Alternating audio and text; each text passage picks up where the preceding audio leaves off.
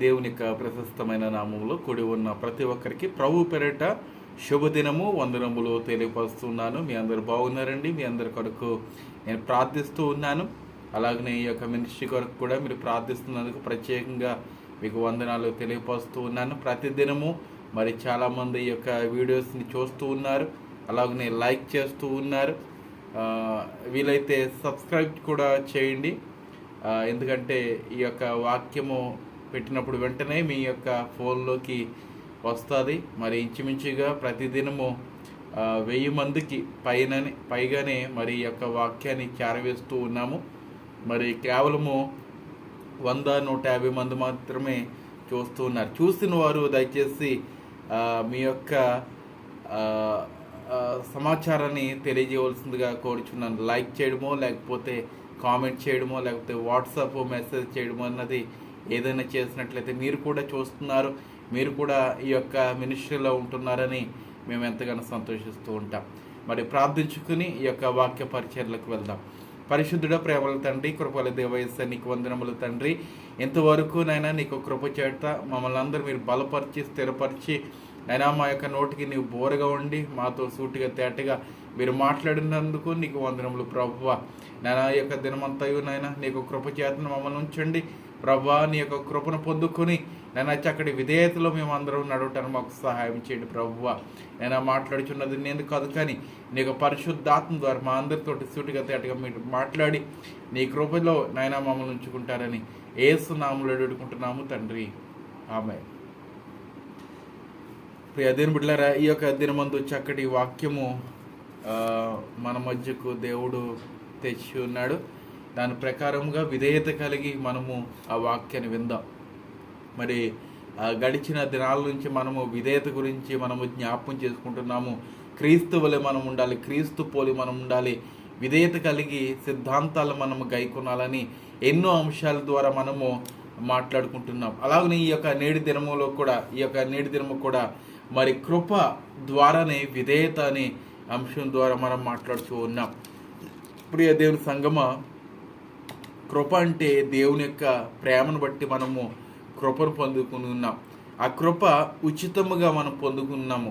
మరి మనకి ఎన్నో ఉండొచ్చు, అనగా ఎంతో ధనం ఉండొచ్చు, లేకపోతే బంగ్లాలు ఉండొచ్చు, లేకపోతే ఆస్తి ఉండొచ్చు, మంచి మంచి బిడలు ఉండొచ్చు, ఏమండి.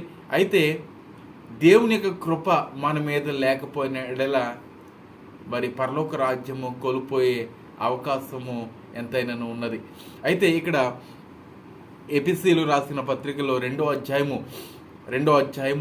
8వ వాక్య భాగము ఈ రీతిగా తెలియజేస్తున్నది. మీరు విశ్వాసము ద్వారా కృపచేతనే రక్షింపబడి ఉన్నారు. మీరు విశ్వాసము ద్వారా కృపచేతనే రక్షింపబడి ఉన్నారు. విశ్వాసం అనగా ఎవరి మీద మనం ఉంచాలి విశ్వాసము? ఎవరి మీద అంటే దేవుని యొక్క కుమారుల మీద మనం విశ్వాసం ఉంచాలి. ఈ రోజున ఉదాహరణకి చెప్పాలంటే ఏదైనా మనం పెంచుకునే కుక్కకో, లేకపోతే బయట తిరుగుచున్న కుక్కకో ఏదైనా ముద్ద వేసామనుకోండి, ఏదైనా తినటానికి ఇచ్చామనుకోండి, అది మన వెంటనే తిరుగుతుంది, ఏమండి, మన వెనకాలే తిరుగుతూ ఉంటుంది. అది మనల్ని మర్చిపోదు. మనం ఎక్కడ కనిపించినా కూడా ఏదైనా మనం పెడతామేమన్నది అది ఏం చేస్తుంది, తోకాడిస్తూ ఉంటారు కదండి. అయితే ప్రియ దేవుని బిడ్డలారా, మనము దేవుని యొక్క కుమారుడి మీద మనం విశ్వాసం ఉంచాలి. విశ్వాసం ఉంచిన వాడు నిత్య జీవం పొందుకుంటాడని మరి యోహాను సువార్త 3వ అధ్యాయం 16వ వాక్య భాగంలో కూడా తన యొక్క అద్వితీయ కుమారుని యొక్క లోకానికి పంపించున్నాడు. ఎందుకని? నిన్ను నన్ను రక్షించడానికంటే ఆయన మీద ఎవరైతే నమ్మకము కలిగి ఉంటారో, విశ్వాసము కలిగి ఉంటారో వారు నిత్య జీవాన్ని వారు కోల్పోరు, నిత్య జీవంలో వారు ప్రవేశిస్తారని ఆ వాక్యము మనకు తెలియజేస్తున్నది. వీలైన వారు యోహాను సువార్త 3వ అధ్యాయము 16వ వాక్య భాగము మీరు తేరి చూడవలసిందిగా నేను కోరుచూ ఉన్నాను. అయితే ప్రియ బిడ్డలారా, ఇక్కడ మీరు విశ్వాసము ద్వారా కృపచేతనే రక్షింపబడి ఉన్నారు. ఆయనకు కృపచేతనే రక్షింపబడి ఉన్నారు. ఎందుకంటే ఆయనను మనము నమ్ముకుని ఉన్నాము కాబట్టి ఆయన మనకి ఉచితముగా చక్కటి కృపనిచ్చున్నాడు. ఇది మీ వలన కలిగినది కాదు, దేవుని వరమే. ఆయన మిమ్మల్ని క్షమిస్తేనే కానీ మీరు కృపను పొందుకోలేదు. ఈరోజు కూడా మనం కృపను పొందుకున్నామన్నది లేదన్నది మనం పరిశీలన చేసుకోవాలి. దేవా, ఎన్నో పాపములు చేస్తున్నాను. ఏమంటే ఇతరులు నీ పాపములు ఏంటన్నది వారికి తెలియదు, నీకే తెలుసు. నువ్వు ఎన్ని పాపములు చేస్తున్నావో, ఎన్ని దోష కార్యములు చేస్తున్నావో, మరి ఎంతమంది మీద నీవు అవహేళన చేస్తున్నావో, ఎంతమంది మీద దోషారోపణ చేస్తున్నావో, ఎంతమందిని కనికరించకుండా వారిని పారదోలి ఉన్నావో అవన్నీ నీకు తెలుసు. ప్రభువా, ఇదిగో నేను ఇవన్నీ చేస్తున్నాను, దయతో నన్ను క్షమించు అని ఆ యొక్క దేవుని యొక్క పాదాల మీద పడినట్లయితే, పాదాలను పట్టుకున్నట్లయితే మనం రక్షణ పొందుకుంటాం. అలాగనే మనం రక్షణ పొందుకుంటాం. ఇదిగో ఈ యొక్క పాపములన్నీ నేను క్షమించాను అంటే అప్పుడు ఆయన మనకు వరం ఇస్తాడు. అప్పుడు దాకా మనకి ఎటువంటి వరమో లేదు. ఈరోజు వరకు ప్రియ దేవుని బిడ్డలారా, మన యొక్క పాపములన్నీ దేవుడు కడిగి వేస్తున్నాడా? ఒకసారి మనం పరిశీలన చేసుకోవాలి. ప్రతిదినము మనం పాపం చేస్తున్నాం. అబద్ధం ఆడటము ఒక పాపం. ఏమండి, పొరుగు వారిని అత్యాశగా చూసినా కూడా అది పాపమే. ఆజ్ఞాతిక్రమమే మహాపాపము. ఇవన్నీ పాపాలు చేస్తున్నాం మనము. అయితే ఈ యొక్క పాపములన్నీ దేవుడు క్షమించాడా లేదన్నది మనము పరిశీలన చేసుకోవాలి. ఒప్పుకున్న తర్వాత కూడా పాపం చేసేవారు చాలామంది ఉన్నారు. బాప్తిసము తీసుకోవడం అంటే, దేవా ఇంక మీదట నేను పాపం చేయను అన్నవారే బాప్తిసం తీసుకుంటారు. బాప్తిసము తీసుకున్నది కూడా మరి పాపం చేస్తున్నారు చాలామంది. చాలా దౌర్భాగ్యమైన స్థితి అది. ఏమండి, బాప్తిసము తీసుకున్న తర్వాత నీ యొక్క పాపములన్నీ, నీ యొక్క నీతి కార్యములన్నీ ఆయన జ్ఞాపకం చేసుకుంటాడు. ఆయన ఒక పేజీని మనకి ఏర్పాటు చేస్తున్నాడు. ఏమండి, ఒక బుక్ కాదు, మనకి ఒక జీవ గ్రంథం ఉన్నది. ఏమండి, బుక్ ఆఫ్ లైఫ్ అనేది మనకు ఉన్నది. ఆ జీవ గ్రంథంలో మన యొక్క పేరు, అలాగనే మనం చేస్తున్న కార్యములు, మనం చేస్తున్న తప్పిదములు అన్నీ అందులో రాస్తూ ఉంటాడు. మనకి ఒక పెద్ద బుక్ లాంటిది ఉండదండి. మనకంటూ ఒక పేజీ మాత్రమే ఉంటుంది. ఒక పేజీయే. ప్రతి ఒక్కరికి ఒక్కొక్క పేజీ కలిగి ఉంటారు. ఏమండి, అయితే ఆ పేజీలో మన పేర్లు రాస్తూ ఉంటారు. ఒక ప్రకారం నీవు చేసిన నీతి కార్యములు, ఒక ప్రకారం నీవు చేసిన అన్యాయపు కార్యములన్నీ రాస్తూ ఉంటారు. అయితే ఇవన్నీ ఎవరు చేరవేస్తున్నారు? నీ ప్రక్కనున్న దేవదూతలు. నీ యొక్క ప్రక్కనున్న ఎంతమంది దేవదూతలు ఉన్నారు? ఒక్కొక్కరికి 2 దేవదూతలు ఉంటారు. ఒకరు నిన్ను సంరక్షించేవారు, ఒకరు నీకు పాపములు నీతి కార్యములన్నీ ఆ పరలోకానికి చేరవేసేవారు. జ్ఞాపకం చేసుకోండి, మన మధ్యన ఎవరు లేరులే, ఎవరు చూడటం లేదులే, చీకటిలో పాపం చేస్తున్నాము కదా, దేవునికి కనిపించదులే, లేదంటే మనుషులకు కనిపించదులే అని ఎన్నో పాపములు చేస్తూ ఉంటాం. ఏమండి, నీవు ఆలోచన చేసినా కూడా, నీవు ఆలోచన చేసినా, నీవు కూర్చున్నా, పడుకున్నా, లేచినా, నించున్నా, సమస్తము దేవునికి తెలుసు. అది నీవు జ్ఞాపకం చేసుకో. దేవుని యొక్క గుప్పుల్లో నీవు ఉన్నావు, దేవుని యొక్క దృష్టిలో నీవు ఉన్నావు, దేవుని యొక్క కను దృష్టిలో నీవు ఉన్నావు. ఆయన మర్చిపోయే దేవుడు కాదు నిన్ను. ప్రతి దినము నిన్ను రక్షిస్తూ ఉన్నాడు, ప్రతి దినము నిన్ను చూస్తూ ఉన్నాడు, ప్రతి దినము నిన్ను కాపాడుచూ ఉన్నాడు. నా కుమారుడు, నా కుమార్తె తప్పిపోకూడదు, పాపము చేసినా కూడా అతను నేను క్షమిస్తున్నానంటూ ఉన్నాడు. ఇలా క్షమిస్తున్నాడు కదా అని ఇంకను ఘోరమైన పాపం చేస్తే ఒకనొక దినము క్షమించే దినం ఉండదండి. ఆ దినము ముగిసిపోతుంది. ఏమండి, విజ్ఞాపన చేసే దినం ఇంకా ఉండదు. దేవుని యొక్క కుమారుడు ఆ యొక్క తండ్రికి విజ్ఞాపన చేస్తున్నాడు, నీ కొరకు, నా కొరకు. ఇదిగో అతను పాపం చేస్తున్నాడు, ఆమె పాపం చేస్తున్నాడు, దయతో క్షమించు ప్రభు అని తండ్రి అని అడుగుచూ ఉన్నాడు. ఈ యొక్క కృపాకాలము ముగిసిపోయిన తర్వాత ఎవరు నీ పక్షముగా వాదించరు. ఏమండి, మన పక్షముగా యేసుక్రీస్తు మాత్రమే వాదిస్తున్నాడు. ఇప్పటికీ నేటికి కూడా, ఈ క్షణము కూడా నీ కొరకు, నా కొరకు ఆయన వాదిస్తూ ఉన్నాడు. నీ కుమారుని రక్షించు, నీ కుమార్తెను రక్షించు అని వాద్యమాడుతున్నాడు. ప్రియదేవుని బిడ్డలారా, ఈ కృపాకాలం ఉన్నప్పుడే ఆయన యొక్క వరాన్ని మనం పొందుకోవాలి. ఆయన యొక్క వరం ఏంటి? కృప, రక్షణ అనే వరాన్ని మనం పొందుకోవాలి.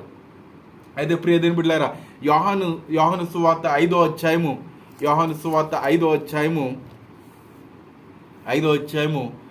24వ వాక్య భాగం ఒకసారి మనం పరిశీలన చేద్దాము. ఇక్కడ, నా మాట విని నన్ను పంపిన వాని యందు విశ్వాసముంచువాడు నిత్య జీవము గలవాడు, వాడు తీర్పులోనికి రాక మరణములో నుండి జీవంలోనికి దాటి ఉన్నాడని మీతో నిశ్చయముగా చెప్పుచూ ఉన్నాను.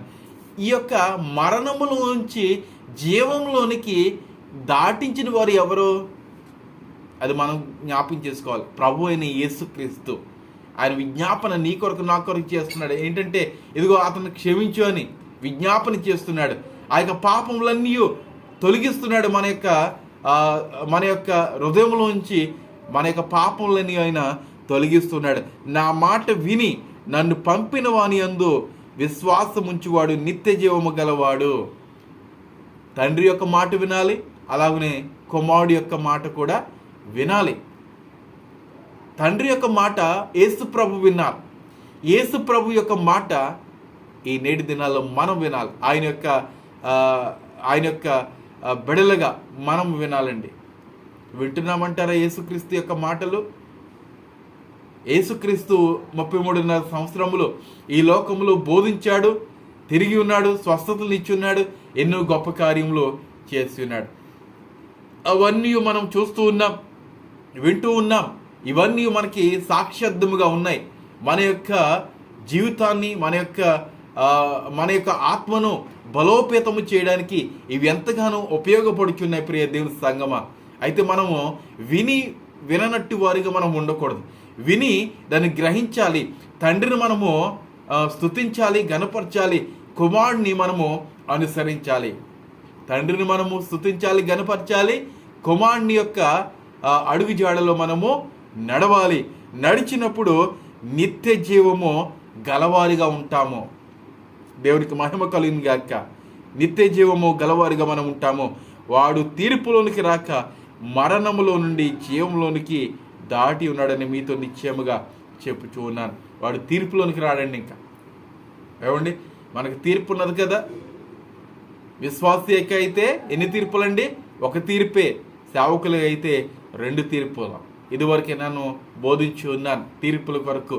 అయితే విశ్వాసికి నీ యొక్క వ్యక్తిగతం యొక్క జీవితం గురించి తీర్పు ఉంటుంది. ఆ యొక్క ఏమంటారు, సేవకుడికి అయితే 2 తీర్పులు ఉంటాయి. ఒకటి సేవ పరిచర్య తీర్పు, రెండవది వ్యక్తిగత జీవితం గురించి తీర్పు ఉంటుంది. నీ జీవితంలో ఏం చేస్తున్నావు? నీకు సేవ పరిచర్యలో ఎంతమంది నీవు బలోపేతం చేస్తున్నావు? ఎంతమందిని దేవుని యొక్క దేవుని యొక్క సేవలో నీవు ఉంచి ఉన్నావు? అలాగనే దేవుని యొక్క మార్గంలో ఎంతమందిని నిలబెట్టున్నావు అని ఆ యొక్క తీర్పు దినంలో రాబోచున్నది. ఈరోజు ప్రియ దేవులారా, విశ్వాసి అంటే దేవుని యొక్క మందిరానికి వెళ్ళి వచ్చేసి తర్వాత 6 దినాల్లో కష్టపడి పని చేసుకొని కుటుంబం కొరకు పోషించుకొని ఆ యొక్క 6 రోజుల్లో నీవు విచ్చలవిడిగా మత్తు పానీయాలతోటి, అలాగనే వ్యభిచారములతోటి, ఏమండి ఆ యొక్క అన్య సాంగత్యంతో నీవు ఉన్నట్లయితే ఒక్కరోజు దేవుని యొక్క మందిరానికి వెళ్ళి దేవుని ఆరాధిస్తే సరిపోతుందేమో అనుకుంటున్నా. అది సరిపోదండి.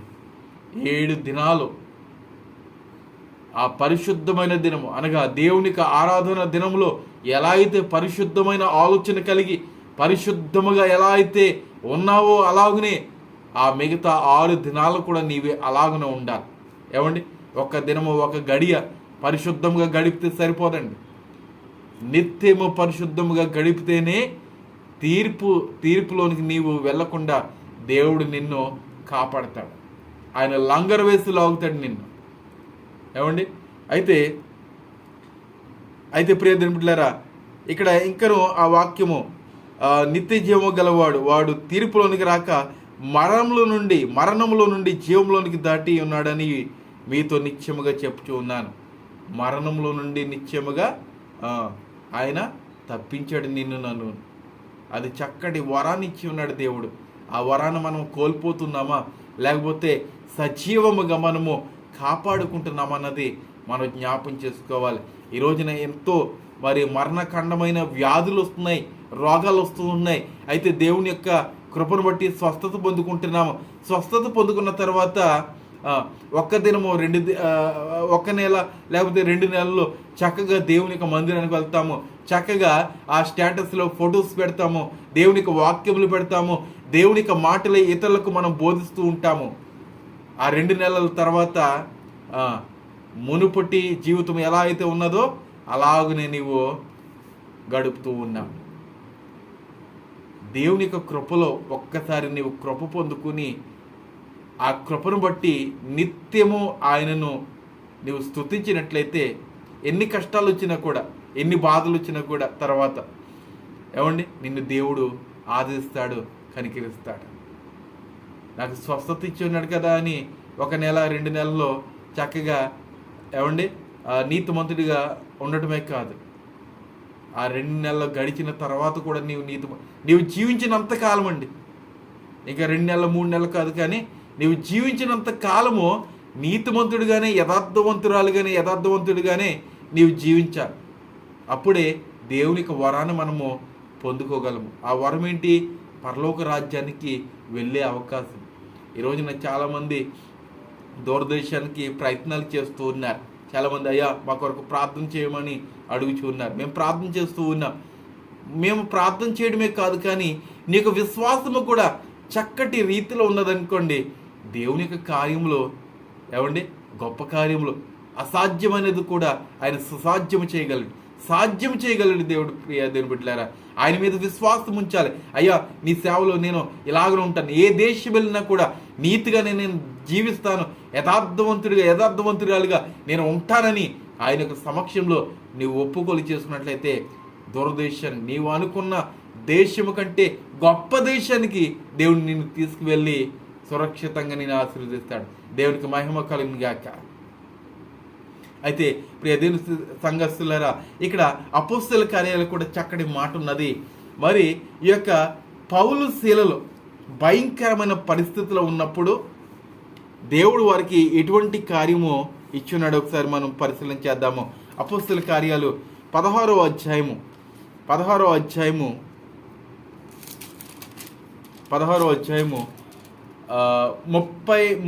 33 కాదు కదండి, 25 నుంచి 33 వాక్య భాగాలు మనము పరిశీలన చేసినట్టయితే అక్కడ చాలా గొప్ప వాక్యాలు మనకు కనబడుచున్నాయి. వారు చాలా దెబ్బలు కొట్టి వారిని చెరసాలలో వేసి భద్రముగా కనిపెట్టవలెనని చెరసాల నాయకుని ఆజ్ఞాపించిరి. అతడు అట్టి ఆజ్ఞను పొంది వారిని లోపల చెరసాలలోనికి త్రోసి వారి కాళ్లకు బొండ వేసి బిగించాను. బొండ అంటే కళ్ళుము. పూర్వదినాల్లో నేను చూశాను, గడిచిన 12-13 సంవత్సరాల క్రితము ఒక వృద్ధాప్యలో ఉన్న ఒక స్త్రీ కడియము ధరించి ఉన్నది, కాళ్ళకు 2 కడియాలు ధరించి ఉన్నది. దాన్ని బొండ అంటారు. పూర్వ భాషలో బొండ గొప్ప కడియము కింద ఉంటుంది. ఒక దళసరిగా ఒక వేలంత సైజులో అది ఉంటుందన్నమాట అండి. అయితే ప్రియదేవుని బిడ్డలారా, వారిని ఆ యొక్క కాళ్లకు బొండ వేసి బిగించాను. అయితే మధ్యరాత్రి వేళ పౌలు శీలయు దేవునికి ప్రార్థించుచు కీర్తనలు పాడుచుండిరి, ఖైదీలు వినిచుండిరి. దేవునికి మహిమ కలిగింది గాక. ఎవరు వింటున్నారంట? మధ్యరాత్రి ఏం చేస్తాము? అందరూ పడుకుంటాం. ఈ రోజుల్లో మధ్యరాత్రిలో ప్రార్థన చేయమంటే, ప్రార్థన అంటే ఆల్ నైట్ ప్రేయర్ 10 గంటలకు పెడుతున్నారు, 11:30 12 గంటలకల్లా అయిపోతుంది ప్రార్థన. ఆల్ నైట్ ప్రేయర్ అంటే ఆ రాత్రంతయు దేవునితో గడపడం, ఆ రాత్రంతయు దేవుని యొక్క సన్నిధానంలో ఉండటము. ఇంచుమించుగా ఒక 6 గంటల వరకు లేదంటే 5 గంటల వరకు మనము ఉండాలి. ఆ యొక్క ఆల్ నైట్ ప్రేయర్ అంటే ఈ రోజున 11:30కి 10 గంటలకి లేదంటే 12 గంటలతోటి ముగిసిపోతున్నది. అయితే ప్రియదేవుని బిడ్డలారా, వీరిని వారు ఆ యొక్క చెరసాలలో వేసినప్పుడు ఆ యొక్క అధికారులు వీరిని చాలా హింసించారు, బాధించారు, కొట్టారు, బొండ వేసి నలిపివేశారండి. ఇంకా గొప్పగా చెప్పాలంటే వారి గురించి కొరడాలతో కొట్టేశారు, వాళ్ళని కొరడాలతోటి లాఠీలతో కొట్టేశారు పౌలు శీలని. అయితే ఆయనను కూడా ఆ నెప్పు దేవుని మీద వేసుకున్నారు. వారు స్తుతిస్తున్నారు, దేవుని స్తుతిస్తున్నారు, పాటలు పాడుచున్నారు. పాటలు పాడుతున్నప్పుడు అంటండి అక్కడ ఉన్న ఖైదీలు వింటున్నారంట నిశ్శబ్దంగా. మనం నిశ్శబ్దంగా దేవునికి వాక్యము సంఘంలో బోధిస్తుంటేనే నిశ్శబ్దము లేదు మనకి. నిశ్శబ్దం లేదు. మన యొక్క ఆ ఫోన్ ద్వారా మనం మాట్లాడుకుంటున్నాం, ఫోన్లో ఏవేవి మనం చూస్తూ ఉంటాం, ఫోన్లో సంభాషణ చేస్తూ ఉంటాం. దేవునికి సేవకుడు వాక్యం బోధించుకుంటూ వెళ్ళిపోతాడు, మన పని మనదే. కానీ ఇక్కడ పౌలు శీలలో వారు ప్రార్థిస్తున్నప్పుడు వారు ఏకీవించారు. పౌలు శీలలో కీర్తన పాడుచున్నప్పుడు వారు కూడా విని నేర్చుకుని ఉన్నారు. ఖైదీలు గొప్ప గొప్ప ఖైదీలండి. ఏమండి, భయంకరమైన స్థితిలో, భయంకరమైన ఆ యొక్క నరహత్య చేసేవారు ఆ యొక్క చెరసాల్లో ఉన్నారు. వారిని కూడా ఈ పౌలు శీలలో ఒక్క దినంలో వారిని మార్చేశారు. దేవునికి మహిమ కలిగింది కాక. వారిని మార్చడమే కాదు, కానీ ఆ యొక్క అధికారులు కూడా మార్చినట్లుగా, వారి యొక్క అధికారుల యొక్క ఆ కుటుంబాలను కూడా మార్చినట్లుగా ఈ వాక్యాలు మనం చూస్తూ ఉన్నాం. విధేయత అండి. వారు రక్షణ పొందుకున్నారు, కృపను పొందుకున్నారు, ఉచితముగా వారు పొందుకున్నారు. ఈ రోజున రోమన్ క్యాథలిక్ అనగా పోపులు పాలిస్తున్నారు. పోపుల దగ్గరికి వెళ్ళి, అయ్యా నా పాపములు క్షమించబడాలి అని కోరుకున్నట్లయితే విశ్వాసి, అది వారు అంటున్న మాట ఏంటంటే, నీకు కలిగిన దానిలో సగభాగము నాకు ఇచ్చినట్లయితే, లేకపోతే ఇంత ధనం అనేది నీవు ఇచ్చినట్లయితే నీ పాపములు క్షమించబడతాయి. అలాగునే నేను నీకు రిఫర్ చేస్తాను, పరలోకానికి వెళ్ళడానికి నీకు నేను రిఫర్ చేస్తాను. నీవు పరలోకానికి డైరెక్ట్గా వెళ్ళిపోతావు దేవుని యొక్క రాకడ వచ్చినప్పుడు. ఎవరు రిఫర్ చేయాలి? యేసుక్రీస్తు రిఫర్ చేయాలి మనకి. కానీ ఈ యొక్క పోపుని యేసుక్రీస్తు అని అనుకుంటారు. పోపు యొక్క పాదాలు కడిగిన ఆ యొక్క వాటర్ని హోలీ వాటర్ అనుకుని వారు ఆయా దేశాలకు కూడా పంపిస్తారంటండి. పోపు మరియమ్మను పూజిస్తాడు. అలాగున వారి యొక్క ప్రవర్తన ఉంటుంది, వారి యొక్క జీవిత విధానం ఉంటుంది. వారి దగ్గరికి వెళ్ళి పాపంలో ఒప్పుకున్నట్లయితే వారు ఇంత ధనం ఇమ్మని అడుగుతూ ఉంటారంట. మన పాపం క్షమించేవారు ఎవరో ఆ ప్రభు అయిన యేసుక్రీస్తు మాత్రమే. ఆయన మాత్రమే మన కొరకు రక్తము కార్చాడు, మన కొరకు సిలువ మీద వేలాడి ఉన్నాడు. ఏ మనుషుడును మనకు పాపములను తొలగించలేడు. ఆ ప్రభు అయిన యేసుక్రీస్తు మాత్రమే మనకు పాపములను తొలగించగలడు. ఆయన యందు మనము పొందుకోగలము. ఇక్కడ వారు పాడుచున్నప్పుడు ఖైదీలందరూ విన్నారు. అంతలో చెరసాల నాయకులు మేలుకొని చెరసాల తలుపులన్నీ తెరిచి ఉండుట చూచి ఖైదీలు పారిపోయారనుకుని కత్తి దూసి తాను చంపుకొనబోయాను. అనగా అక్కడ పెద్ద భూకంపం వచ్చినదండి. ముందు వాక్యంలో పెద్ద భూకంపం వచ్చినప్పుడు ఆ చెరసాల బద్దలైపోయింది. ఆ చెరసాల బద్దలైపోయినప్పుడు ఖైదీలందరూ పారిపోయారేమో అని ఆ అధికారులు అనుకుని, ఇంకా వారు పారిపోయి ఉన్నారంటే మా పై అధికారులు మమ్మల్ని ఏదైనా చేసేస్తారు, మమ్మల్ని చంపేస్తారు. అందుకని వారి యొక్క చేతిలో పడే కంటే మేమే చనిపోదామని వారు కత్తి తీసుకుని చనిపోవుచుండగా అప్పుడు పౌలు శీలలు అంటున్నమాట, ఎవరునూ పారిపోలేదు. ఎందుకంటే అంతవరకు, అప్పటి వరకు దేవునికి పాటలు విన్నారు, దేవునికి మాటలు విన్నారు, దేవునికి ప్రార్థనలు వారు వేకివించారు. వారు మారిపోయి ఉన్నారు కాబట్టి వారు తప్పించుకోలేదండి, వారు వెళ్ళిపోలేదండి. అవకాశం వచ్చింది కదా అని వారు ఆ ద్వారం గుండా వెళ్ళిపోలేదు. వారు ఆ యొక్క ప్రార్థన ద్వారా, పాటల ద్వారా అక్కడే నిలబడిపోయినారు. అక్కడే వారు మార్పు పొంది ఉన్నారు. ఒక్క నైట్లో ఎంతోమందిని పౌలు శీలలో రక్షించబడి ఉన్నది. దేవునికి మహిమ కలిగింది గాక. ఈ రోజున నీ యొక్క ప్రసంగం ద్వారా, నీ మాట ద్వారా ఎంతమంది రక్షింపబడుచున్నారు ఒకసారి పరిశీలన చేసుకో సహోదరుడా. అయితే ప్రియ దేవుని సంగమం, ఇంకను అతని ఇంటినున్న వారందరికీ దేవుని వాక్యము బోధించి ఆ రాత్రి ఆ గడియలోనే అతడు వారిని తీసుకుని వచ్చి వారి గాయములు కడిగెను. వెంటనే అతడును అతని ఇంటి వారందరూ బాప్తిసం పొందిరి. గాయములనగా పాపములు. ఆ పాపములు అన్నీ కడిగి వేస్తున్నాడు. ఆ రాత్రి దినమందే వారు బాప్తిసం తీసుకున్నారు. అయ్యా రాత్రి కదా, ఉదయాన్నే తీసుకుంటామని వారు అనలేదు. సమయం ఉన్నప్పుడే వారు సద్వినియోగం చేసుకున్నారు వారి యొక్క ఆత్మను బట్టి.